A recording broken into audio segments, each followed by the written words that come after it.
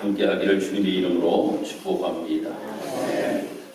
사람들이 삶을 살아가면서 혼자서는 완전해질 수가 없습니다. 우리는 참으로 강해 보일 때도 있지만 사실 누구의 도움이 없이는 한 걸음도 제대로 나아가지 못하는 연약한 존재가 우리의 모습이라고 생각합니다. 우리가 태어날 때부터 누군가의 손길로 보호함을 받았고 성장하면서 수많은 격려와 가르침 속에서 자라며 인생의 고비마다 누구의 도움으로 말미암아 일어서게 되었습니다. 이 도움이라고 하는 것은 사실 부끄러운 고백은 결코 아니라고 생각합니다. 오히려 그것이 인간다운 모습이라고 생각해요. 자신의 한계를 인정할 때에 우리는 비로소 다른 사람의 손을 붙잡을 수가 있고 그 손을 통해서 새로운 길을 발견하게 됩니다. 도움을 요청할 줄 아는 사람은 약한 사람이 아니라 관계를 소중하게 여길 줄 아는 지혜로운 사람입니다. 그래서 성경은 우리에게 말씀하기를 우리가 모두가 함께 지체되었다 라고 이렇게 우리에게 말씀하고 있습니다. 눈이 손에 필요하듯이 또한 우리가 입이 또한 우리의 발걸음이 필요하듯이 모든 것들이 우리의 삶 속에서 지체가 하나가 될 때에 완전을 이루는 것처럼 우리 인간도 서로서로의 도움 속에서 삶을 살아갈 수가 있다라고 하는 겁니다. 국어사전을 제가 찾아보니까 이 도움이라고 하는 단어는 어떤 일이 잘 되도록 거들거나 보탬을 주는 일이다 라고 이렇게 나와 있습니다. 즉 우리가 이 땅에서 삶을 살아가면서 누구에게인가 도움을 받으며 삶을 살아갈 수밖에 없는 존재가 우리의 모습이라고 하는 겁니다. 우리나라 말에 이러한 이야기가 있습니다. 큰 나무 밑에 있는 작은 나무는 덕을 못 봐도 큰 사람 밑에 있는 작은 사람들은 덕을 본다 라고 하는 이야기가 있어요. 큰 나무 밑에 있는 작은 나무는 덕을 못 본다라고 하는 거예요. 그런데 큰 사람이 있는 그 와중에 작은 사람들은 도움을 받으며 삶을 살아간다 라고 하는 거예요. 그런데 큰 사람의 도움이라고 하여서 완전한 도움이 결코 우리에게는 아니라고 하는 겁니다. 그래서 성경을 읽어보면 성경에서는 사람의 도움보다 여호와 하나님의 도움을 간절히 바라는 내용에 관하여서 성경은 너무나도 많이 기록이 되고 있음을 보게 됩니다. 참으로 구약 성경에서 이 도움이라고 하는 단어는 에제르라고 하는 이러한 단어를 사용하고 있거든요. 이 에제르라고 하는 단어를 사용하고 있는데 이 에제르라고 하는 단어가 시편, 신명기, 이사야 이러한 성경에서 우리가 찾아보면 이 에제르라고 하는 이 단어만 20회 이상이 나오는 것을 보게 됩니다. 그러니까 여호와 하나님이 나의 도움이시다. 여호와 하나님만이 나의 도움이시다.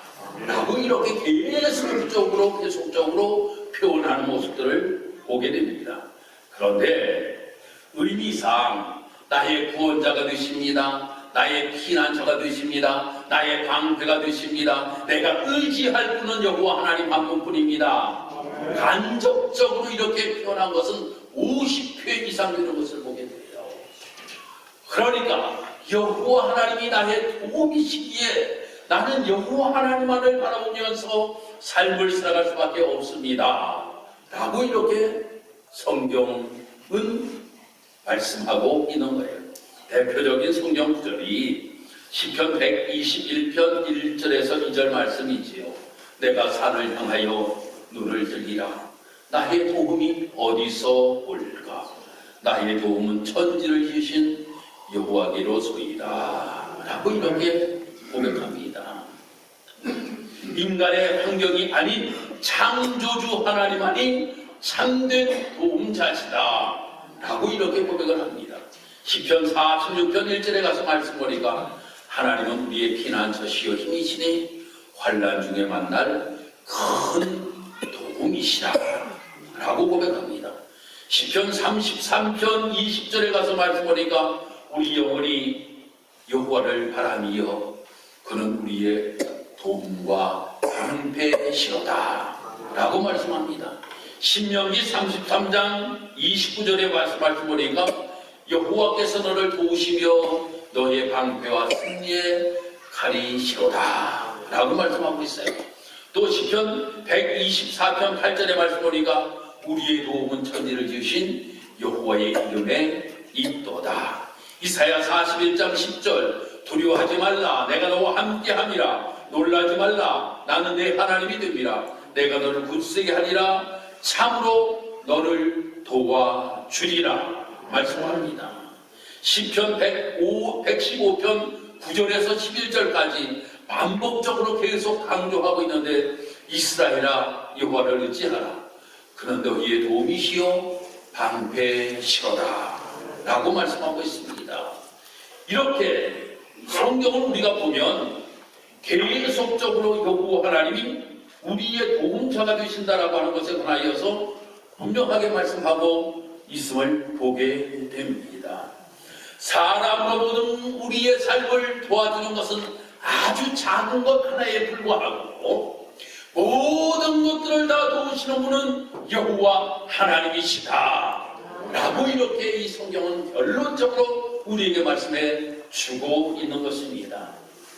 우리가 아주 기도의 사람 중에 한 사람 조지 밀러라고 하는 사람이 있습니다. 이 조지 밀러라고 하는 사람은 19세기 영국 브리스톨에서 고아원을 운영하였습니다. 그는 후원의 편지를 쓰지도 아니하였다라고 합니다. 재정복을 하여서 누구에게 도움을 요청하지도 아니하였다라고 하는 겁니다. 그의 원칙은 다 한 가지였어요. 사람에게 말하지 않고 오직 하나님께 구한다 라고 하는 거였어요. 어느 날 고아원에 먹을 것이 다 떨어진 거예요. 그때에 이제 고아원을 돌보는 선생님들과 아이들이 한 상에 다 둘러앉아서 기도를 하는 겁니다. 조지 밀러가 기도하는 거예요. 하나님 오늘도 일용할 양식을 우리에게 주심을 감사합니다.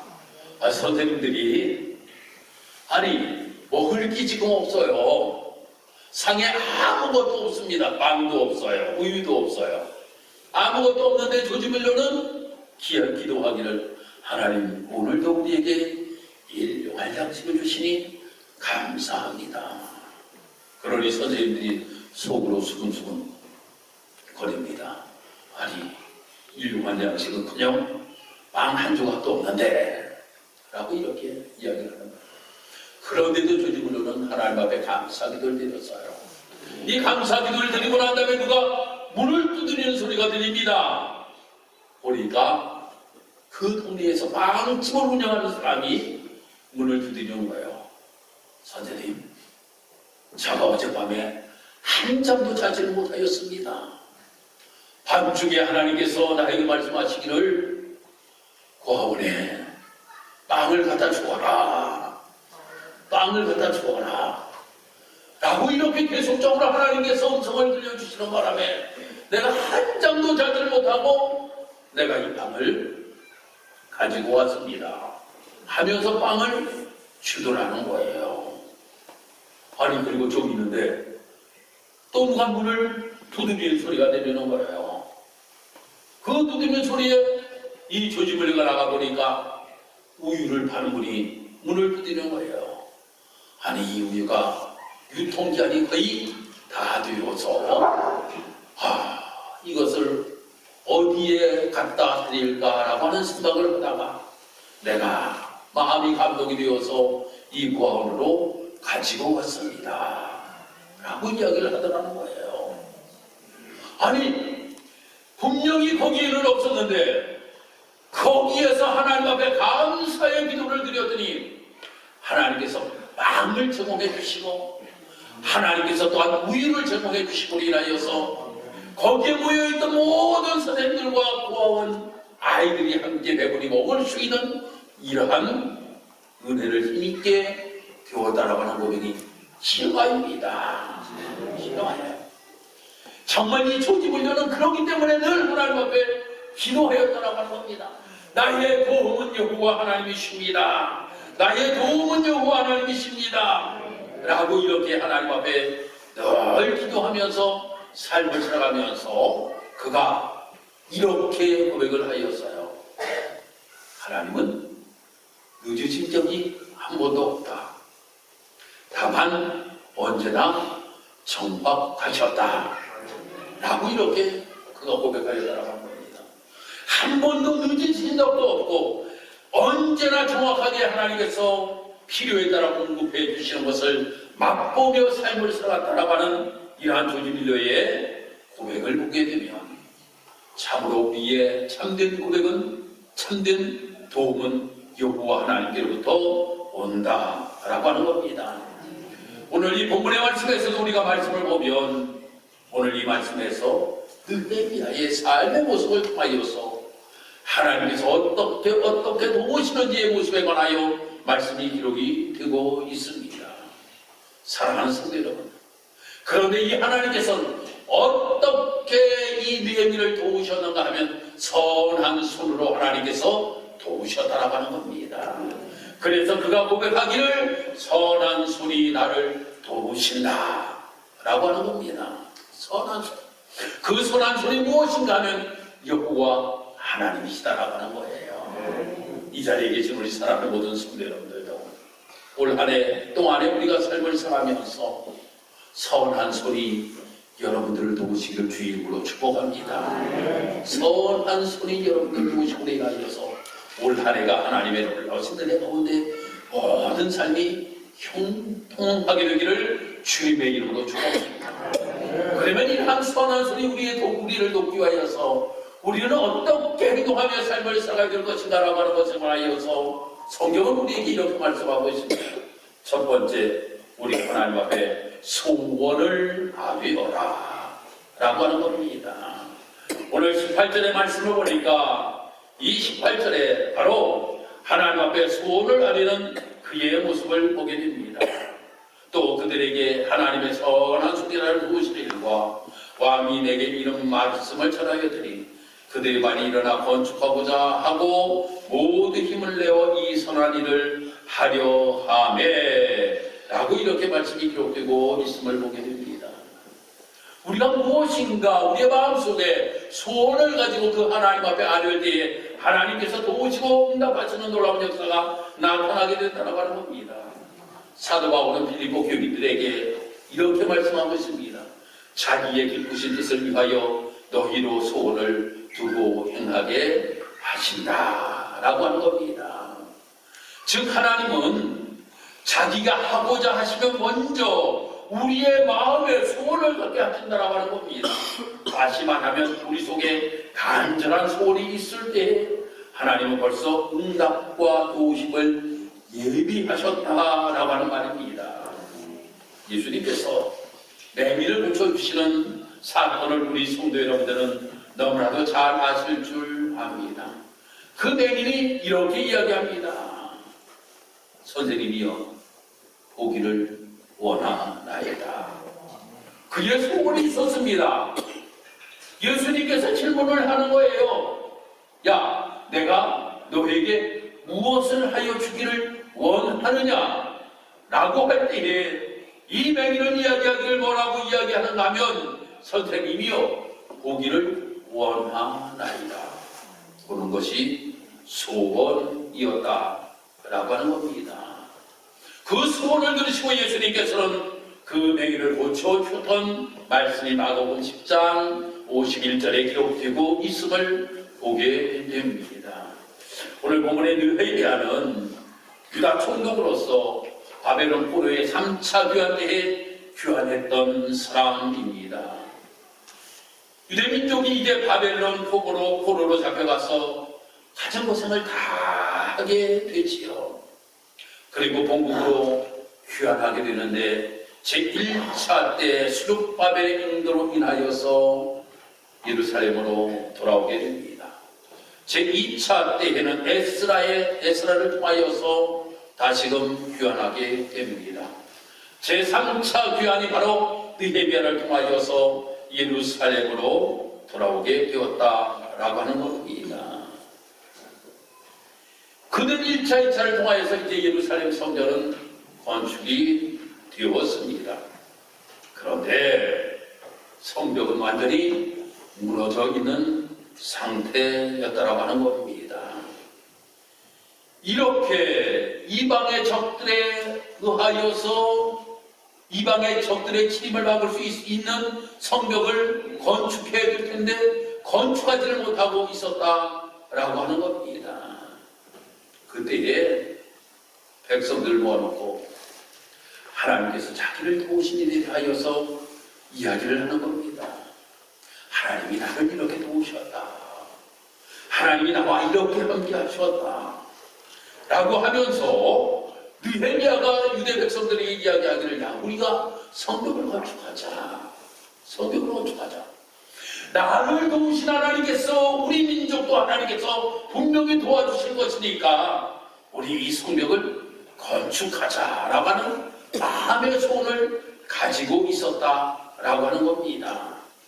이 소원을 가지고 이 성벽을 건축하고자 하는 마음을 이 느헤미야가 가지고 있을 때에 바로 하나님의 선하신 도우심으로 말미암아 이 성벽을 건축할 수가 있게 되었다라고 하는 겁니다. 사랑하는 성도 여러분, 올해도 우리 사랑하는 성도 여러분들이 송구영신 예배를 드리면서 여러분의 마음의 소원을 담아서 하나님 앞에 드렸습니다. 어떤 분들은 건강의 문제를 놓고, 하나님, 나의 건강의 문제 하나님께서 책임져 주옵소서 라고 하면서 소원을 아는 우리 성도 여러분들이 계십니다. 우리 성도 여러분들 모두가 건강의 복을 누리시기를 주의 이름으로 축복합니다. 가정을 위하여 여러분들 기도의 손을 아는 성도 여러분들도 계신다라고 하는 겁니다. 우리 가정이 평안하기를 원합니다. 우리 가정이 가정천국이 이루어지기를 원합니다. 우리의 가정에서 필요한 이런 모든 것들이 이루어지기를 원합니다. 라고 하면서 여러분들이 말입니다. 소원을 아는 분들이 계신다라고 하는 겁니다. 가정의 모든 일들이 주은혜 가운데서 아름답게 이루어지기를 주의 이름으로 축복합니다. 또한 어떤 분들은 말입니다. 직장 문제를 가지고 소원을 하는 우리 성도 여러분들도 계셨습니다. 여러분들의 그 소원이 주 안에서 온전히 아름답게 이루어지기를 주의 이름으로 축복합니다. 우리를 도우시는 우리 선한 손으로 우리 사랑하는 성도님들 도와주심으로 말미암아 모든 것들을 이루어주시는 은혜가 우리 모든 성도들에 있기를 다시 한번 주님의 이름으로 축복합니다. 두 번째로 19절부터 20절까지 말씀을 읽어보니까 일어날 때 하나님께서 도와주시는 모습에 관하여 말씀이 기록되고 있습니다. 저 아수로 왕 때에 유다 백성들이 몰살당할 위기에 놓여 있었습니다. 이 아하수로의 왕이 이제 왕비를 택하는 일에 있어서 참으로 여러 경쟁자들이 있었지요. 그 경쟁자 가운데서 바로 에스더라고 하는 여자가 왕비로 선택이 되었습니다. 이 에스더는 유대인 모르드게의 삼촌의 딸인데 부모가 없음으로 인하여서 모르드게가 딸처럼 들었던 여인이었습니다. 에스더가 왕비로 뽑힌 후에 왕의 사랑을 차지하게 되었고, 모르드게는 왕이 지휘하는 수상궁의 경호실 직원이 되었어요.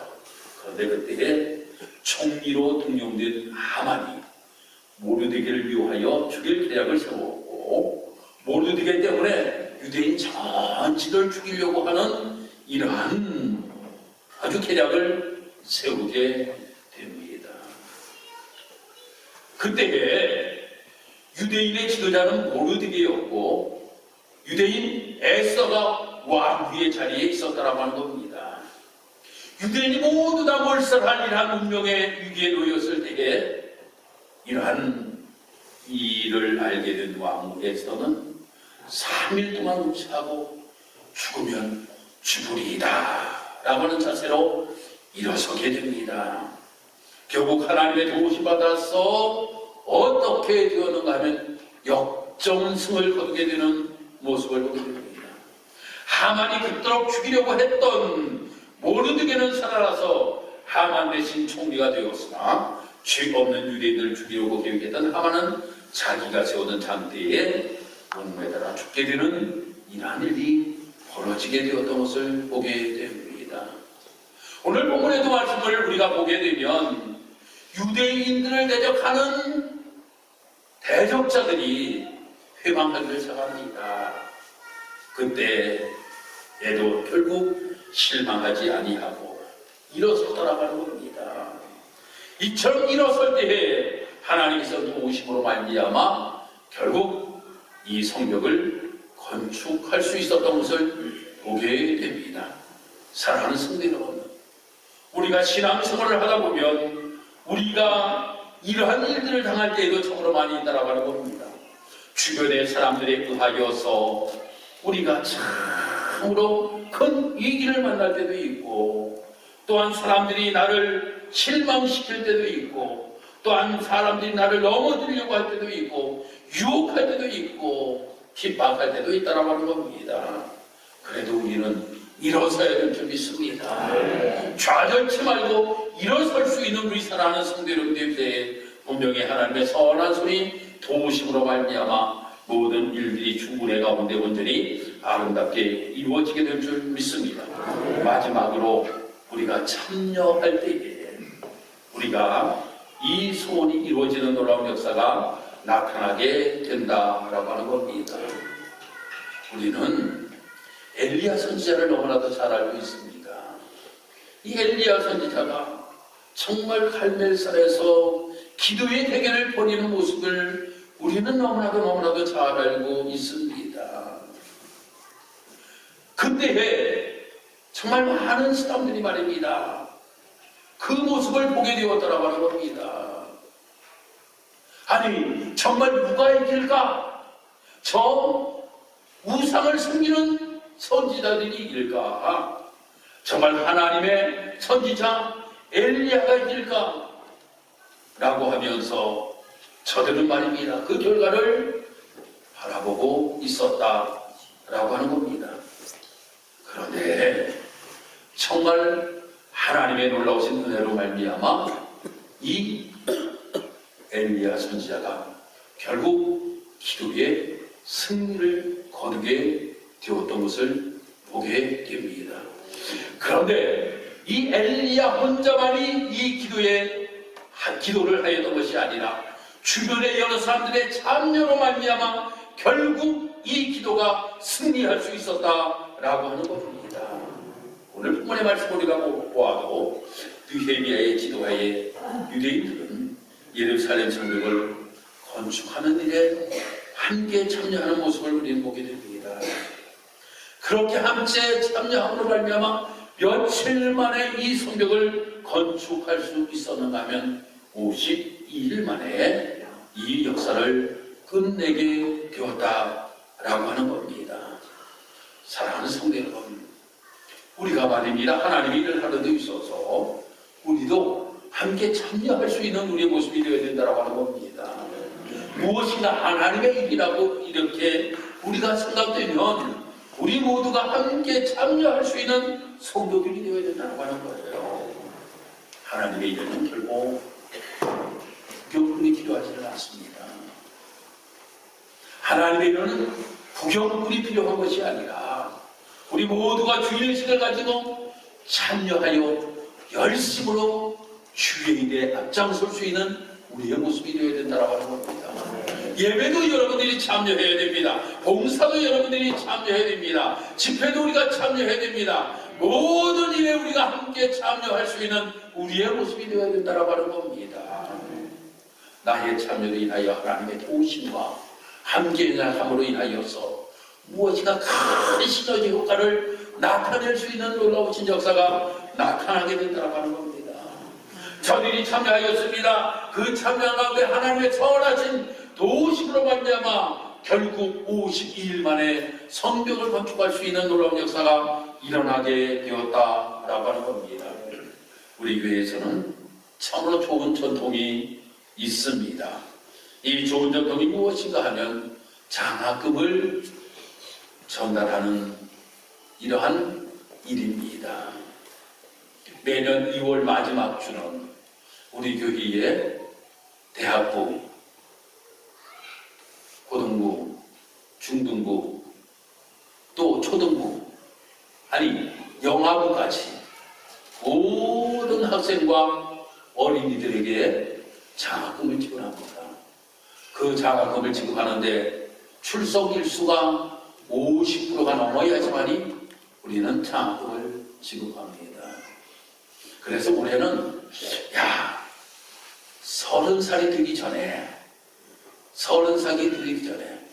교회에서 헌신하고 봉사하는 우리 청년들까지 다 우리 청년 지원금을 지급해주면 좋겠다 라고 이렇게 함께 의견이 모아져서 우리 청년들부터 시작하여서 영아부까지 다 장학금을 지급하게 됩니다. 그런데 1년 동안 우리 성도 여러분들이 장학금을 드리는 성도들도 있어요. 장학금을 매달 드리는 성도들이 있어요. 그런데 이번 장학금을 우리가 전달하기 위하여서 우리 성도 여러분들도 함께 동참할 수 있는 성도 여러분들이 되기를 주의 이름으로 축복합니다. 나의 작은 것 하나를 통하여서 우리 교회의 다음 세대가 아름답게 세워질 수 있도록 내가 참여할 때에 더욱더 큰 시너지 효과가 우리 교회에 나타나게 될 줄 믿습니다. 그래서 우리 교회의 다음 세대가 아름답게 세워짐으로 인하여서 우리 교회가 비록 시골에 있다 할지라도 우리 교회는 점점 부흥할 수 있는 교회, 그러므로 인하여 떠나고 싶지 아니하는 교회, 이 교회가 우리 직사로 교회가 되기를 주의 이름으로 축복합니다. 그 일에 우리가 동참하고 참여할 수 있는 우리 사랑하는 성도 여러분들이 되어야 된다라고 하는 겁니다. 사랑하는 성도 여러분, 정말 우리가 이 땅에서 삶을 살아가면서 우리 혼자서는 도저히 삶을 살아갈 수가 없습니다. 선한 손이 나를 도우셔야 됩니다.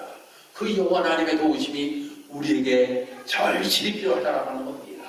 그런데 우리에게도 필요한 것들이 있다라고 하는 겁니다. 어떻게 해야 됩니까? 우리 사랑하는 성도 여러분들 손을 아래시기를 바랍니다. 일어서시길 바랍니다. 참여하시길 바랍니다. 그때 하나님께서 여러분들과 함께 하심으로 말미암아 하나님의 선하신 손이 여러분들을 도우심으로 놀라우신 하나님의 은혜를 경험하는 수가 있었습니다. 방해꾼들도 있었습니다. 하지만 그 방해꾼들의 방해로 인하여 넘어지지 아니하였습니다. 하나님, 더욱더 하나님 의지하고 하나님의 도우심을 바라며 그 일을 해나갈 수 있었던 것은 그들이 하나님이 도우신다라고 하는 믿음의 확신을 가지고 있었기 때문입니다. 하나님, 우리가 올 한 해도 삶을 살아가면서 이러한 하나님의 은혜와 하나님의 도우심의 손길을 우리가 절실히 바라면서 우리 성도들이 이 땅에서 흔들리지 아니하고 온전히 믿음으로 굳건하게 서서 믿음의 승리자, 그러므로 말미암아 모든 것들을 이루어 주신 분이 여호와 하나님이신다라고 하는 고백을 드릴 수 있는 성도들의 삶이 되게 도와 주옵소서. 감사드리며 예수님 이름으로 기도드리옵나이다. 아멘.